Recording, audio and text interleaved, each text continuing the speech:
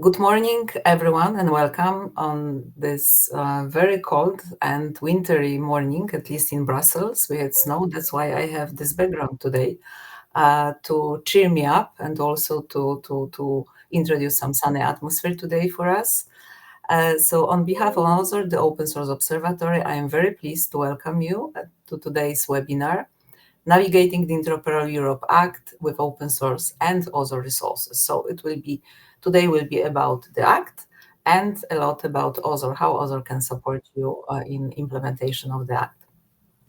My name is Monika Sobińska, and I'm the project officer responsible for OSOR.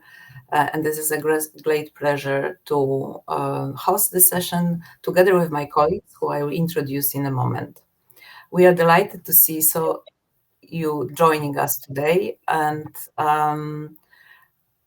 your presence shows the interest in the act, and also the will, I guess, to understand how open source is important enabler and enabler for interoperability, and how Interoperable Europe Act actually boosts open source in this respects. As many of you know, Interoperable Europe Act entered into force in April 2024 and became fully applicable in January of this year. Claudia, our guest speaker, will tell you more about it. But just briefly, during this session today, we will talk about the main objectives and scope of the Act, the strategic importance of open source in fostering interoperability and digital resilience, and how OSOR, as I mentioned, supports public sector actors, but not only, with practical tools, resources, and the community to help to put your act into practice. So if you could show now our hosting team today, I'm especially happy to be joined today by Claudia, my colleague from the unit, who will be our first speaker and will guide you through the key features of the Interoperable Europe Act.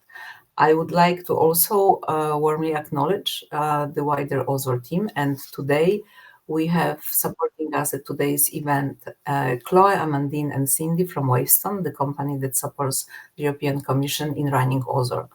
Thank you all for your work and behind the scenes in preparation of this webinar.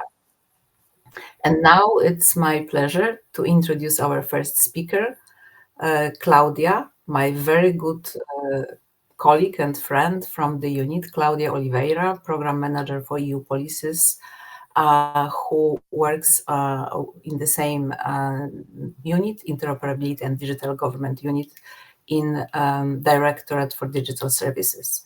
Claudia is policy officer with over 20 years of experience supporting the modernization of public administration. And Digit, she co-manages the Polity team, and she's responsible for interoperability monitoring mechanism and its transformation in line with both the Interoperable Europe Act and Digital Decade Policy Program. She also plays a very important role in the Interoperable Europe community. She is responsible for managing the community, and she will talk a bit also about this, especially that OSOR, I hope, will become a very strong member of this community. Before joining Digit, Claudia contributed to research and innovation policies, focusing on supporting research careers and promoting sustainable development within the research ecosystem. So we are very fortunate to have her with us today, especially because of her deep knowledge of the Act. So Claudia, the floor is yours.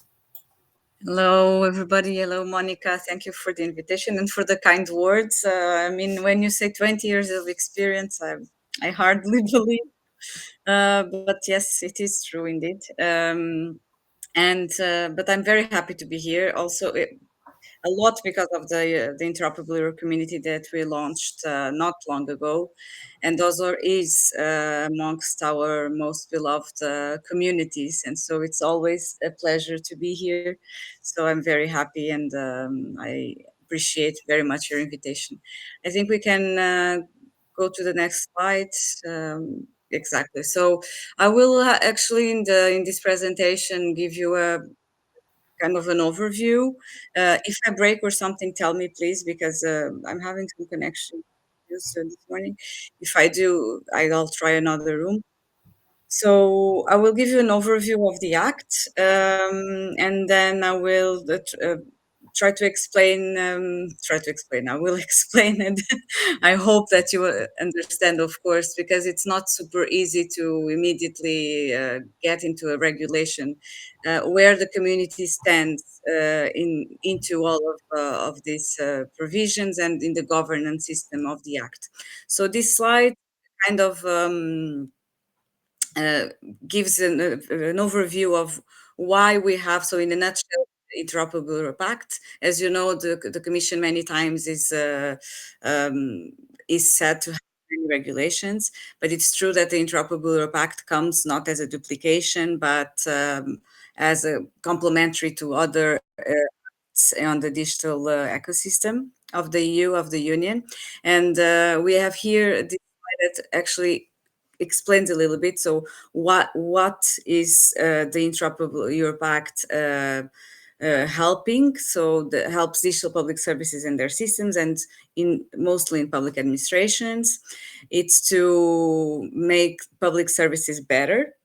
And also through that assess interoperability before any binding decisions. I will explain a little bit that. So it's to have this digital mind before having anything in writing, or you need to perhaps have this digital check first.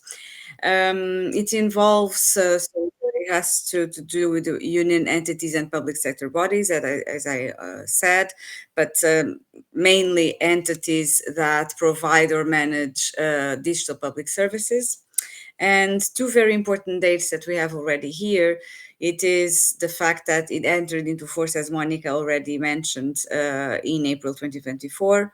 So we used to say the new Interoperable Europe Act. It's not new anymore. Now at this point, it's in its full implementation, and we had the full application, let's say, once the Interoperable Europe assessments were adopted, and this was as of the 12th of January 2025.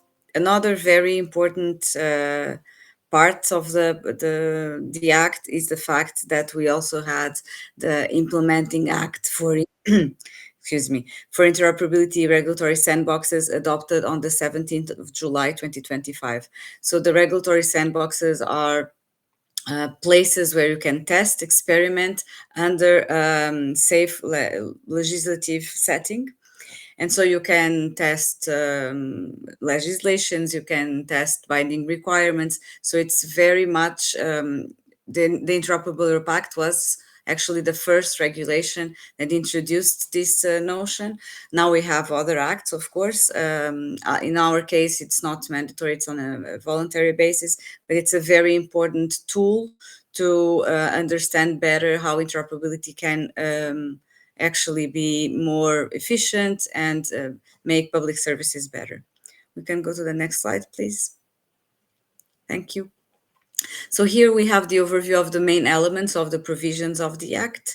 So we have basically different topics, and we have grouped them.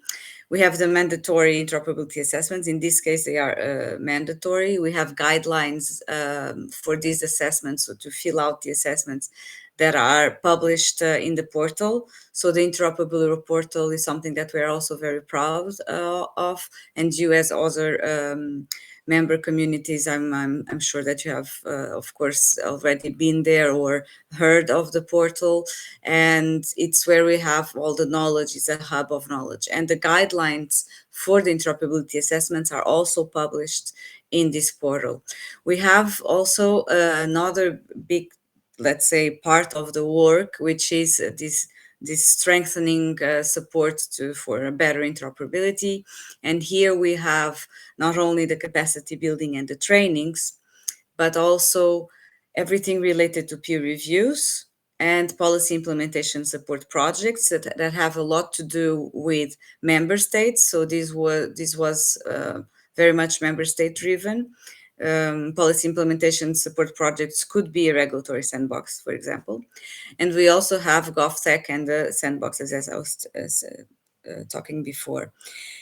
Right after, we have this structured and co-owned EU cooperation. We say co-owned in the sense that this was not something that was only decided by the Commission or imposed.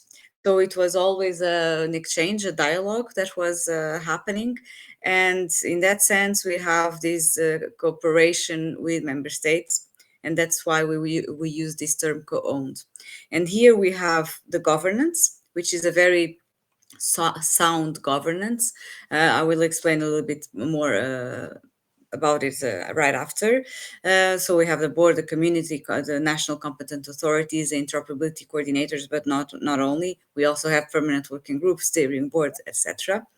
And then we have the Interoperable Europe agenda. The Interoperable Europe agenda is so it's basically reviewed, let's say, yearly, and it's adopted by the boards, and it sets the pace. So it's a strategic document.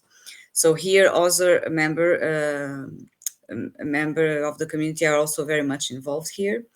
Usually the agenda also launches consultations, public consultations that are also published in the portal, and you are very much invited to participate. Under this part of the structured co-owned cooperation, we also have the monitoring. Then the monitoring mechanism has been very much revamped in light of the new act. So we had the monitoring mechanism under the name of NIFO before. Perhaps some of you have heard about it. So this observatory of these different interoperability frameworks, and now it continues to be, so it built up on that knowledge, but of course it has now new indicators, new requests that you can see in Article 20 if you want to go a bit deeper in this concrete thing regarding monitoring. And finally, we have this very important part of the Act, which are the recognized and reusable interoperability solutions. And here we have the EIF, so the European Interoperability Framework. We are now working towards having the next generation EIF. So a revised version. As you know, the current version that will still be monitored until 2027 is from 2017. So we are now revising it to have it more, let's say, the modernized, or at least more listening to the needs of member states and different stakeholders who actually, and the different public administrations that put into practice the EIF. We also have the Interoperable Europe solutions. So again, different from interoperability solutions. The Interoperable Europe solutions are solutions that are branded as Interoperable Europe. And for this to happen, they have to be adopted by the board. Excuse me. Then we have this share and reuse, this mandatory share and reuse of the solutions. And finally, as I already mentioned, all of this is in our hub, this big hub of knowledge, which is the Interoperable Europe portal. So these are the main elements of the Act. Basically, they are related to the different articles. So different articles talk about the different topics here. We can go to the next slide. Yes, this slide, I like this slide very much. And actually, this was an advice from my dear friend Monica, saying, I think this is a very good slide that actually presents very well everything that we have in the governance, and I agree. So the governance, as I said before, it's very sound, it's very solid, but many people also say it is heavy. It's not a problem to be heavy when it works. And in our case, it has been working so far. So what we see here is we have the big ball, so the boards. And here we have the different parts that support the board. So when I say support the board, basically feed the board with information, for the board also to then adopt the different measures. So it is very, very important for that. We have the interoperability coordinators. We have the national competent authorities. All of these are parts of the member state. So that's why this is a co-owned structure. And we have here also in the governance, the Interoperable Europe community. And the Interoperable Europe community plays a big role here because upon request, so if the board sees that there is a topic or any subject or anything that they need more expertise, they will call members of the interoperability community to actually answer to these the questions that they might have regarding a certain topic. So what is expected from the community is to have all these different communities that will already exist, so as OSOR is, with their expertise, because we don't have this expertise anywhere else. We only have it here in these communities, to have it all together, and upon the request of the board, to be part of the decision-making process. So it is really a very important part of the act. It's the interoperability community, in which you can see that you can be part of the decision-making process if you are requested to give your expertise in a certain topic. Of course, this is only upon request of the board, but still it's something that is important.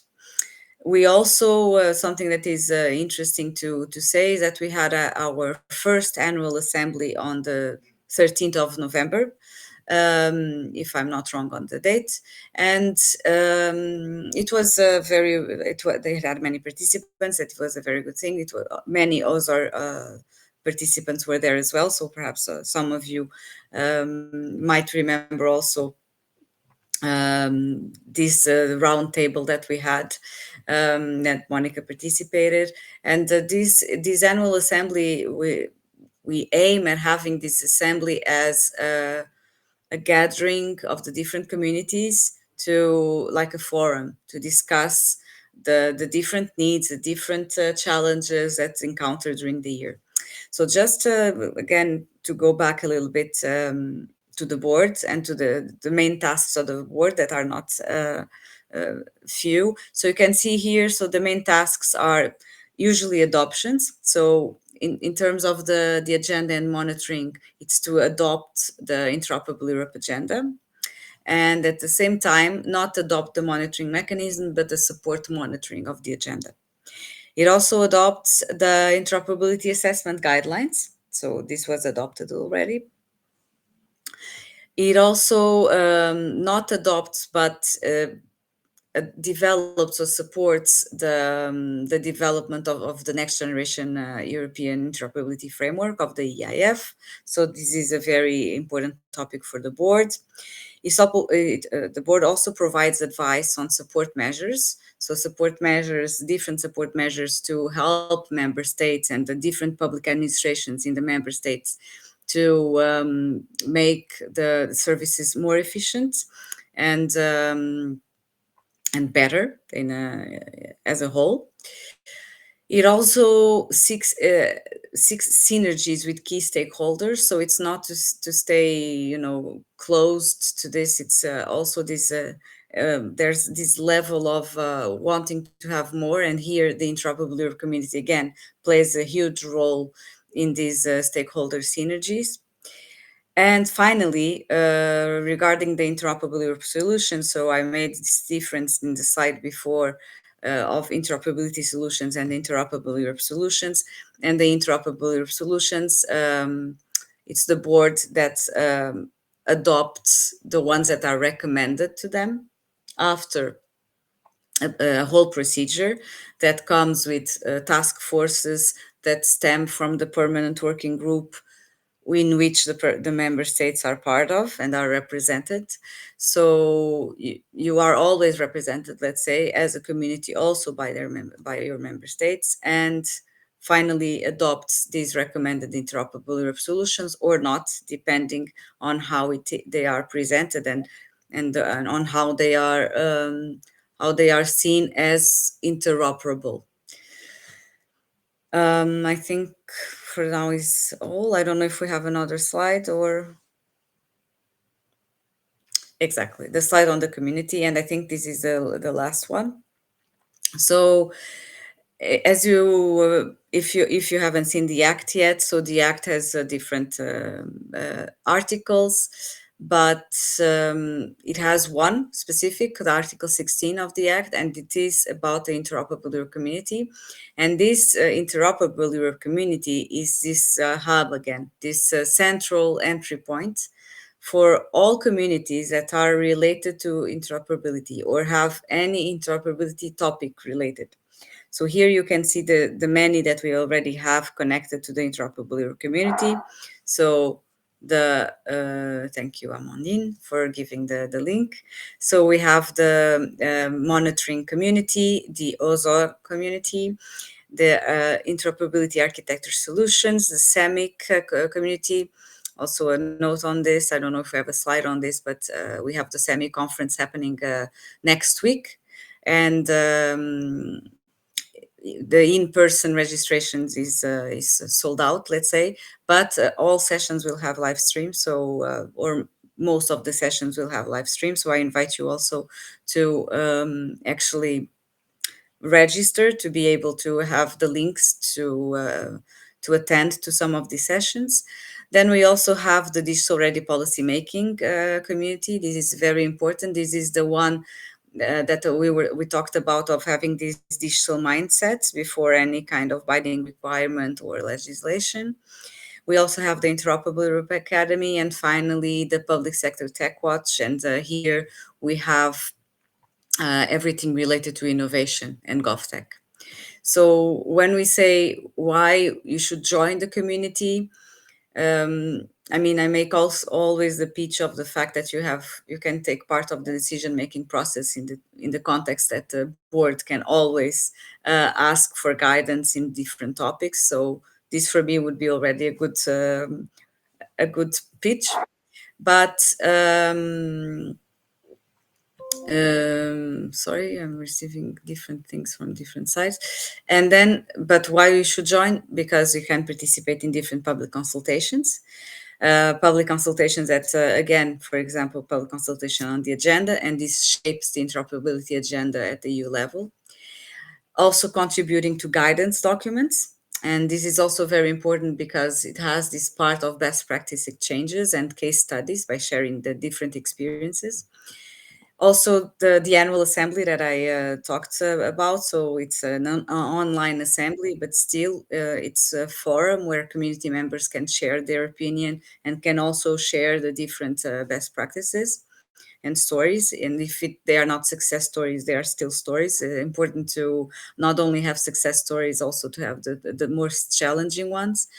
And they can also take part in working groups that can stem from this community, peer reviews, and also initiatives that address these that can address these kind of challenges regarding interoperability.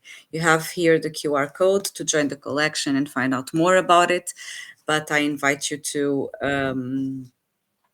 actually join it. Yes, I think it's the last slide, team. Yes. It is. It is. Thank you very much. And yes, please, if you have questions, go ahead. I saw one or two, but I Yes, there yeah. is. And so thanks a lot, Claudia. There is a question in the chat. Mhm. I can read it for you. So Let me check. you can check it yourself. Okay, but Yes, exactly. So to answer the questions, blah, blah, blah. Yes. So, thank you. I'm happy that you thought it was a great explanation. So, to what degree this act enforces decisions in legal, organization, and technology layers? Is this a guideline that local governments can follow, or something more which is enforced highly?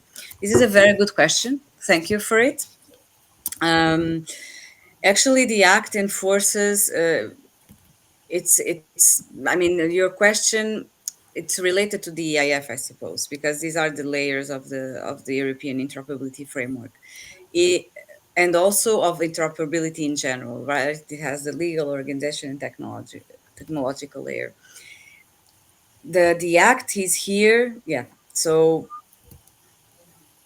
What it does is, as you know, the EIF is a framework.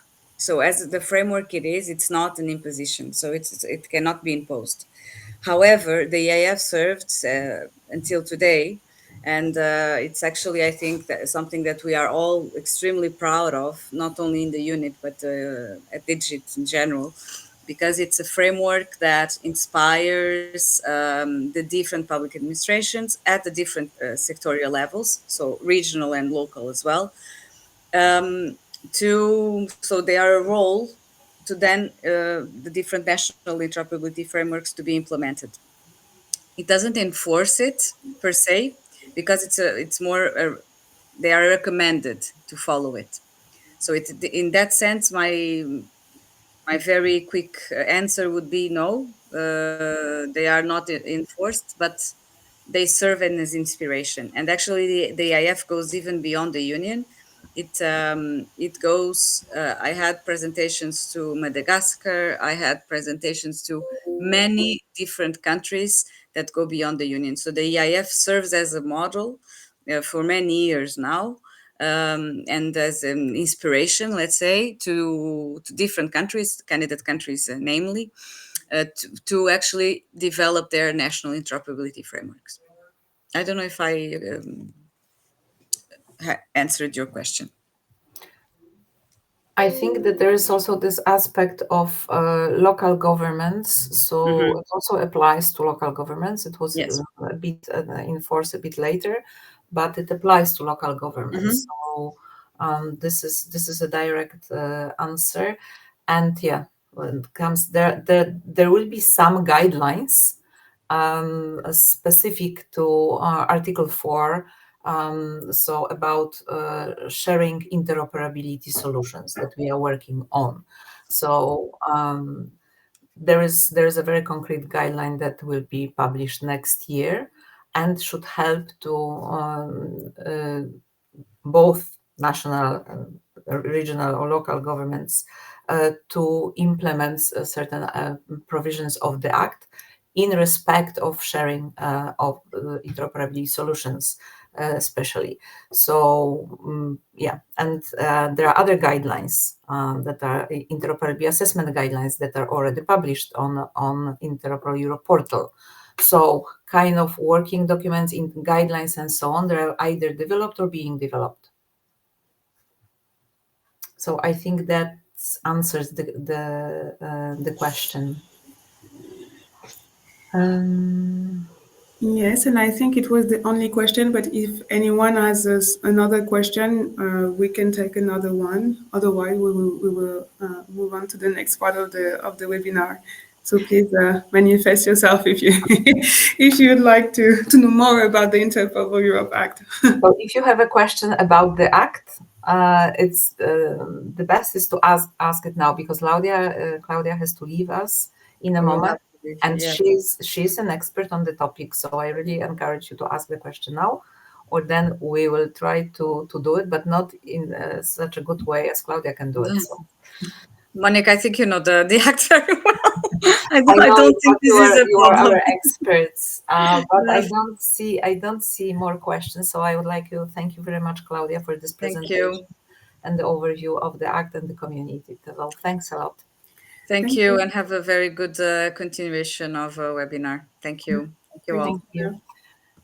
So now we are moving to the next part, which is actually talking about OSOR, and to really guide you through OSOR resources that can help you in implementations of the Act provisions. And we will start with a very quick overview of OSOR, and then I will let my colleagues to talk you about specific resources that we have on OSOR and how they can support you in Act implementation, and where to find them, because we have really a vast collection of various resources. So what you can see now in the slide, it's a very quick overview what we have that you can find in either in our knowledge center or thematic pages. So the best thing is really to go to OSOR and browse through those vast resources. But in a nutshell, we been serving as Observatory public organizations for more than 70 years. And through those resources, helping them embrace open source by sharing knowledge and best practices. And that's why, since it's over 17 years, you see that we already have a collection of 2,500 news items, and some of them go back to 2008 even, but they are still valid because they describe either interesting solutions or cases. So whatever happens in open source realm, and discussing pertinent topics for the community. Apart from that, we produce, because we are also not only observatory, but we take an active role, we produce over 130 case studies, again, talking about projects, challenges faced by those projects, but also successes, not only projects, but also policies. So I really encourage you to look at these resources. We produce certain guidelines, for example, how to manage open source communities in the public sector, how to create them and how to manage them. The work that we are very proud of, 54 country reports that collects intelligence, we call it, but it's about policy strategies, main actors in public sector responsible for those policies in 54 countries. Also in those reports and fact sheets, you will find information about main open source initiatives in those countries. As I mentioned, we are also quite proactive and engaging the community by organizing events. I think this year we organized around 5 of them, and they are again dealing with the most pertinent topics for the community. The recent ones were about procurement, funding open source, or the phenomenon of OSPOs. Also, there was a recently very interesting webinar when we talk about adopting open source at the local level. These are recorded. I encourage you to look at OSOR and find links to those recordings. So we are really providing a huge collection of various type of information. What is not in this slide is also our learning hub, because recently we created, together with Interoperable Europe Academy, we created 3 online courses on open source in public administrations. But about this, you will hear more from my colleagues, who will now show you how exactly those resources support you in implementing particular provisions of the Act, referring to concrete articles of the Act. So now I would like to ask my colleagues Cindy and Chloe to show you exactly that. Thank you, Monica. I will go to the next slide. Okay. So as Monica said, so this part will be about showing to you the different OSOR resources in the context of the Act. Just before, and maybe you will have understood that based on also Claudia's intervention, but it's important to, we also wanted to highlight why open source and therefore OSOR are relevant to support the let's say the ambitions of this Act. So the Act really gives priority to open source solutions. It recognizes the flexibility, the transparency, and also the cost effectiveness of open source. So it states and it recognizes that building interoperability depends not only just on standards and protocols, but also on the reuse of the reuse of some solutions. And so in that sense, open source becomes very relevant in the content of this Act. So as as OSOR and as the Open Source and Observatory, also we have some resources, trainings, tools, everything that Monica already started to highlight that can support you um, to implement and be compliant with this act. So before we try to map a bit what are the other resources that would be relevant for you. We would like to maybe introduce before very likely, because we already went a bit through it with Claudia, the different articles. As Claudia said, in the Act, you have different articles, each one stating or maybe emphasizing, introducing an aspect to go towards more interoperability in the European Union. And regarding OSOR, so we will focus today on 4 articles where we have resources that can support you as public entities in their implementation. So the first article I will talk about is very likely is the Article 4. So Article 4 is the one that focuses on the sharing and reuse of interoperability solutions between union entities and public sector bodies. So it's really about encouraging administrations to make their interoperability solutions available to others, making them available in the Interoperable Europe portal. And also it really puts an emphasis on open source as a way to encourage the reuse, the reuse of solutions and share of solutions. Then Article 8 focuses more on the introduction of the Interoperable Europe portal. So this portal, as Claudia said, is really a central hub that aims to facilitate the knowledge sharing, exchange of best practices, and support also the licensing and compliant efforts. So it's a one-stop shop, a central point for the community to discover and to contribute also to solutions. And OSOR is part of that portal as well. So this is where actually the OSOR collection is hosted.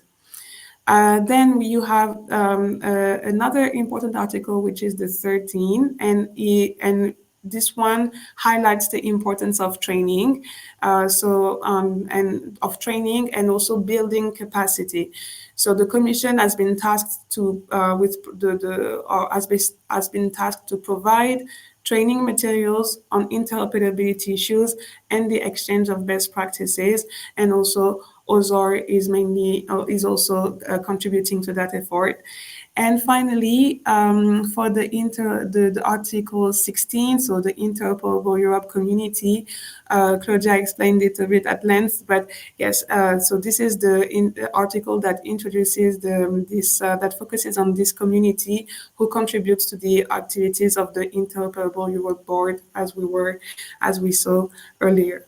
So now we are going to do a little zoom on each of those articles just to show what resources are relevant, and so how it actually supports also how OSOR resources support the Interoperable Europe Act, but also what resources you can leverage as well to support your effort also to be compliant with this act. So I will let the floor to my colleague. Hello, good morning, everyone. Thanks a lot for joining this webinar. So thanks, Cindy. So yes, I'll share with you a bit some of the OSOR resources, a bit more information about them and how can they help you in the implementation of the Act. So this first zoom is on the Article 4, also on the sharing and reuse of interoperability solutions. And as we mentioned earlier, on the OSOR collection, we have lots of resources that can be helpful. The first one that we wanted to bring to your attention were actually the reports and the research that OSOR is conducting. And as part of that, we have published guidelines on sustainable open source communities. So how to either build or contribute to a sustainable open source community that will over time, thrive and grow. So it's full of practical recommendations. And then another element that we also wanted to make you aware of is the OSOR handbook. So we have a draft version on the collection at the moment, and very soon, as in the coming months, we will have a revamped version of this handbook, which really provides information, advice, and very concrete tips on various topics related to open source. Could be on procurement, on funding, on licensing. So it's a very handy tool to have a look at them, at resources that can be very helpful. So then the next resource that we wanted to present is obviously our very extensive collections of articles that I think we mentioned more than 2,500 articles are now in the collection. So obviously, as you can imagine, there is quite a lot of material there, and chances are that if you're looking for a certain solution, you have an article about an existing similar solution in another member state. So we really try to put a spotlight on the solutions that could be of use for public administrations across the EU. And then we also wanted to talk to you about the case studies that are published on OSOR. So this is where we want to do a in-depth analysis on one specific solution that we think is particularly relevant, or one specific initiative that we think is particularly relevant to the public sector open source community, either because it has been reused or because there is potential for further reuse by member states. So we have quite a lot also of these case studies that are now on the collection.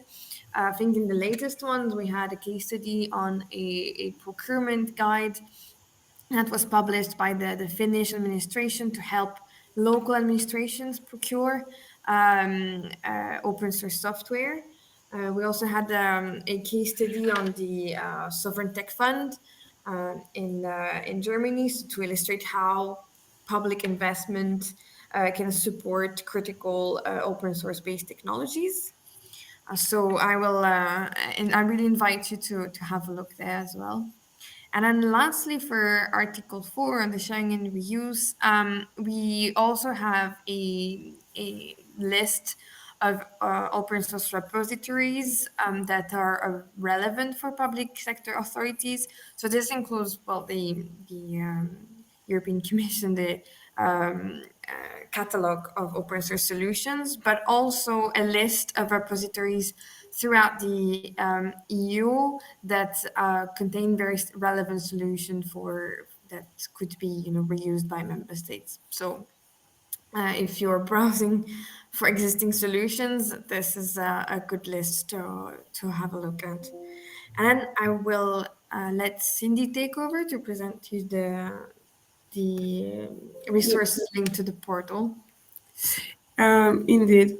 So for the resources linked to the portal, so as I said, this portal is this central place to share information and to share best practices. This is where you can collect information, but also you can participate in this portal. And so as I explained, OSOR is actually hosted in the Interoperable Europe portal. It's also one of the main contributors, to the portal. And in there, so you can find, in the effort of circulating knowledge and also providing you with knowledge of what's happening in Europe on open source. So we have the country reports and fact sheets. So as Monica introduced them, so those country reports and our intelligence that we collect on open source policies, legal frameworks. Also, it depicts the public sector ecosystem in a given country. So those fact sheets, we have 54 of them. So they cover the whole European Union, but also not only. And we try to really update them currently. So it's a good entry point to understand, yes, a given ecosystem of a country, and to understand what's happening in there, what are the main initiatives. So it provides a window to the open source ecosystem throughout the world. Then, to help you navigate that content as well, and we have created a map of the OSOR resources. So when you click on the given country, you can see what are the OSOR resources that have been published in each member state, and it's easier to navigate this way. So also in the effort of circulating information, so we have monthly newsletters in which we published, the main highlights, the main highlights of the work that we do. So articles, the case studies.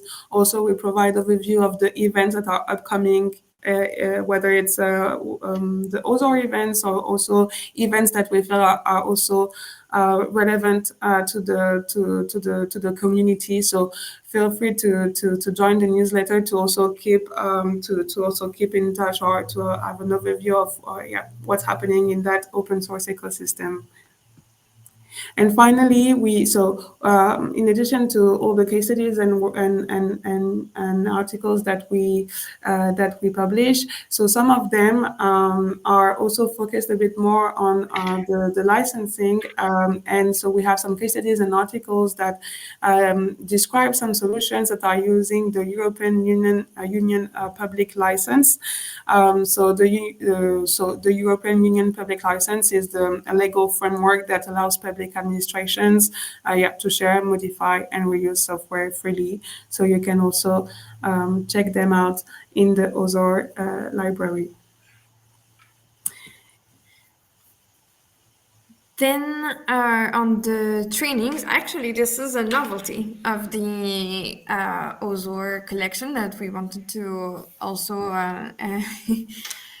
put the spotlight on, because we're really proud of the work that was conducted. So this year, for the first time, the OSOR team collaborated, really joined forces with the Interoperable Europe Academy.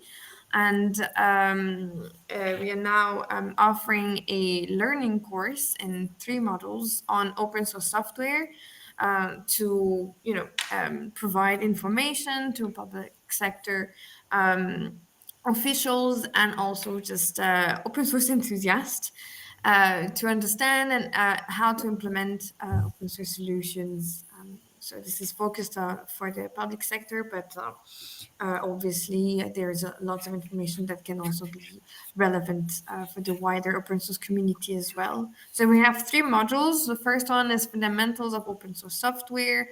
Then we have a second module focusing specifically on open source governance. And then a third one, which is on practical applications of open source software. And in there we talk about procurement, we talk about licensing. So lots of information available there. So really have a look and let us know your feedback on the courses. Also happy to receive feedback on them. So that's the first resource that we wanted to highlight. And then obviously the second one that contributes to this provision of training material on open source interoperability solutions are the events that we organize on a regular basis, such as this one. So we organize regularly webinars, workshops, meetups. There will be also events next year. So on that, we're also happy to receive and collect, your information on your needs and on topics that you think would be relevant to address. For example, this year we had workshops on procurement, another one on funding, because we knew that this was demanded for quite some time. So really don't hesitate to get in touch with us. We're happy to hear from you. And then lastly, Cindy, I give you the Yes. floor again. Yes. So, yes, indeed. Last but not least, so about the Interoperable Europe community. So, I think first message that we would like to give you is that this community is really open to all. So through that community, you can join working groups, participate in consultations, share your experience, but also hear from others' experiences, best practices, and also contribute to the development of new solutions. So we really invite you to join this community.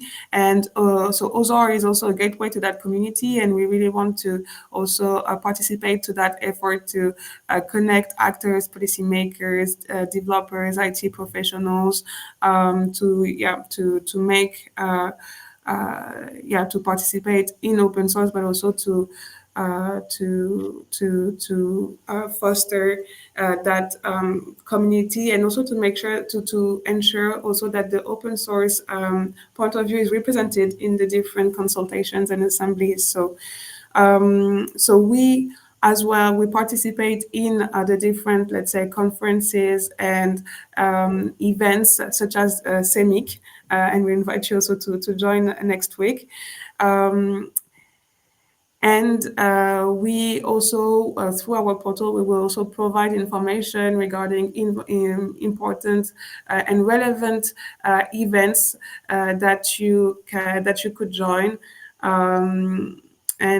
So everything is available in our newsletter, but also in our portal. So I think we are coming close to the end of this webinar.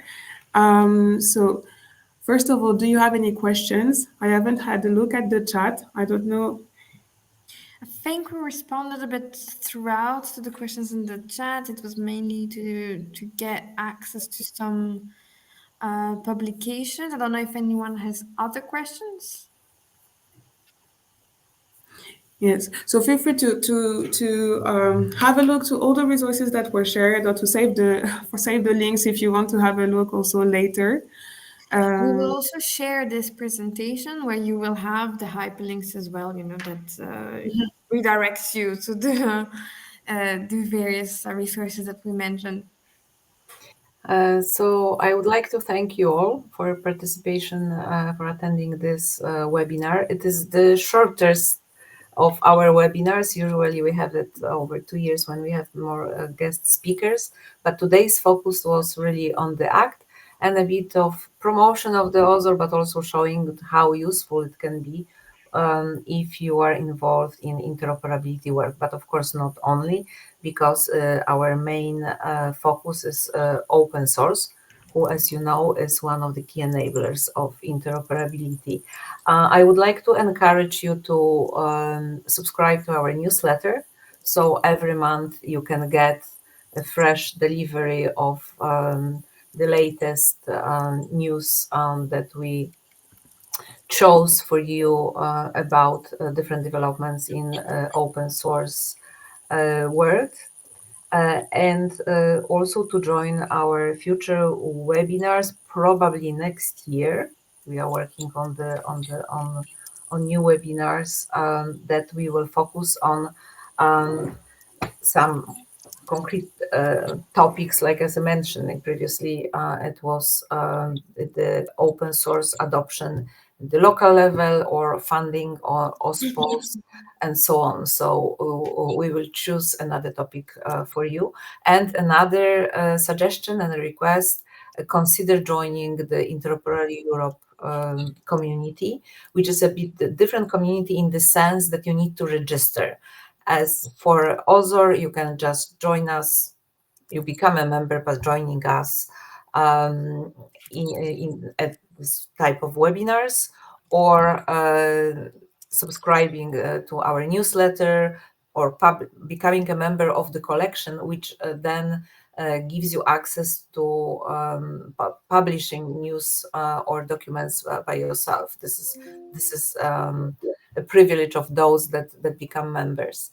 So the difference is that for the community, you need to be based in Europe, and you need to be accepted. So this is more formal community because it's a formal structure established by the Act. So once again, thank you very much for joining us today. The recording and the slides will be shared, as my colleagues already mentioned, and I wish you a very nice rest of the day.